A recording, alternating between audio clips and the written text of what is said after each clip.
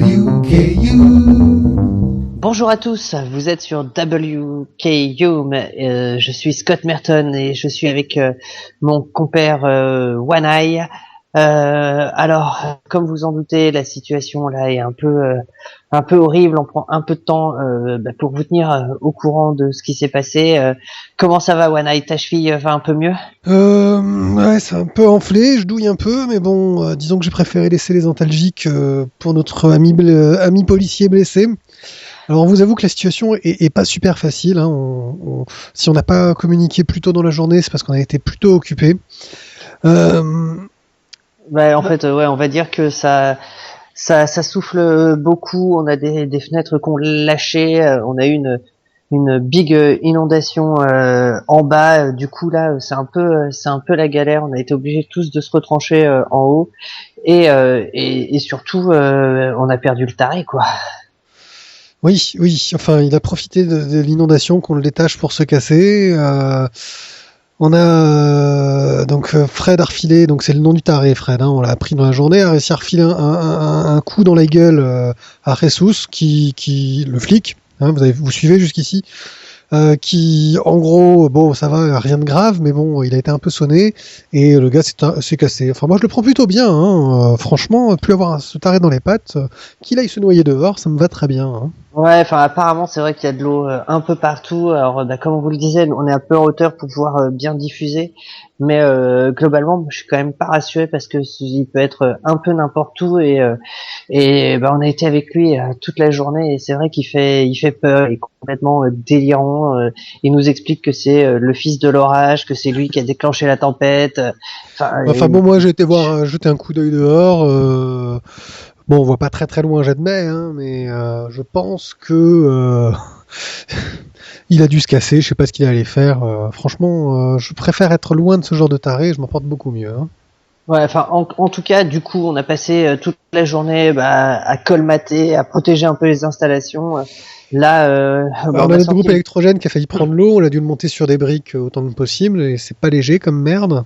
C'est clair parce que là on a du coup des coupures d'électricité comme un peu partout apparemment. Donc nous on a fait un petit groupe, on l'a installé, on espère qu'il va pas prendre la flotte. Et puis là du coup on a notre ami policier qui est en bas et qui continue d'écoper un peu. Voilà, c'est un peu. Alors par contre évitez un peu la galère. Évitez, je vous le recommande, hein, franchement, ne prenez pas de risque, n'allez pas dehors. Nous on a dû sortir pour essayer d'aller siphonner quelques voitures pour le groupe. J'ai failli être embarqué, alors je sais que j'ai une jambe un peu en vrac et que c'est pas forcément votre cas, mais prenez pas de risque, je pense qu'on peut se retrouver très très vite noyé dans 30 cm d'eau, et franchement, être noyé dans 30 cm d'eau, il n'y a pas de quoi être fier, quoi. Alors par contre, clairement, s'il y a encore des services de secours qui marchent, j'en sais rien, s'ils pouvaient juste passer dans le coin pour s'occuper, nous on a des blessés, on a des trucs, enfin là c'est un peu la galère. S'ils pouvaient venir nous chercher, je sais pas si nous écoutent et si on est vraiment bien diffusé, si ça a pas pété un peu partout, mais si quelqu'un entend cet appel, ce serait cool de venir nous donner un coup de main parce que là on est un peu au bout du rouleau et puis on a un taré dans la nature, quoi. Ouais, enfin bon, le taré c'est pas le problème. Le vrai problème c'est que donc on a l'officier Jerry Harper qui a une jambe salement amochée. Je pense qu'il a une fracture. J'ai peur que ça gangrène. Je sais pas trop ce qu'il faut faire.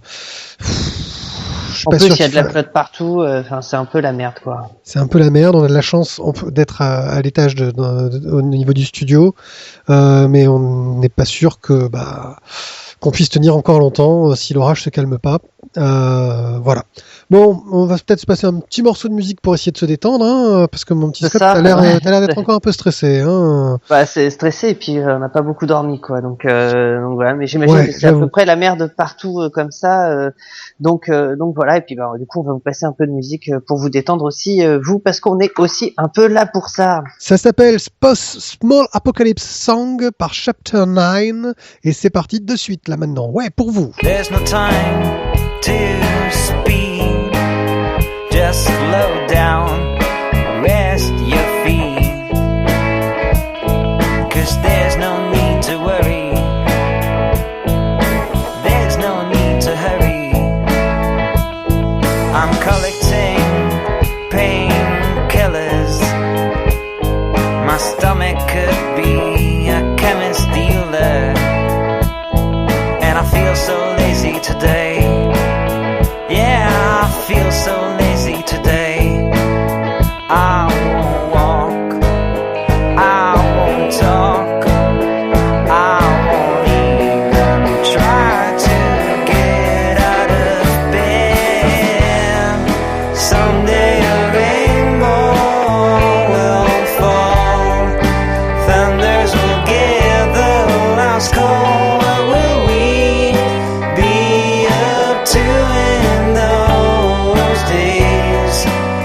apart from telling when it our best. It's like being stuck in a chair all day.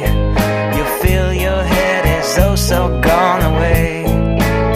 Yeah, but still you have to stay. Yes, still you have to stay. Oh yes, you deserved it. Oh yes, they will pay.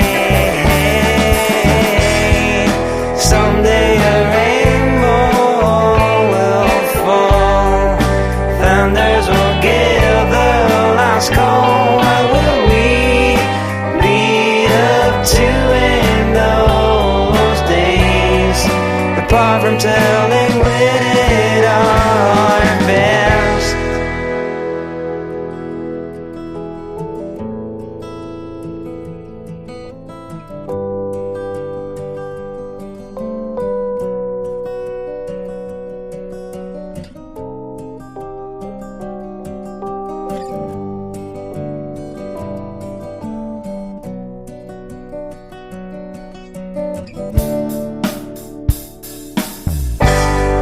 Someday a rainbow will fall. Thunders will give the last call. What will we be up to in those days? Apart from telling when it our best. Someday a rainbow will fall. Someday a rainbow will fall. Someday a rainbow will fall.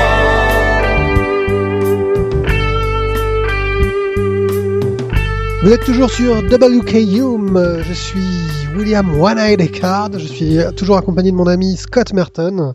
Vous venez d'écouter Small Apocalypse Song par Chapter 9. J'espère que ça vous aura remonté un peu le moral. Et puis on va essayer de vous balancer les quelques news qu'on a reçus jusqu'ici et les quelques appels à témoins. Alors on n'a pas eu beaucoup beaucoup de messages de témoins.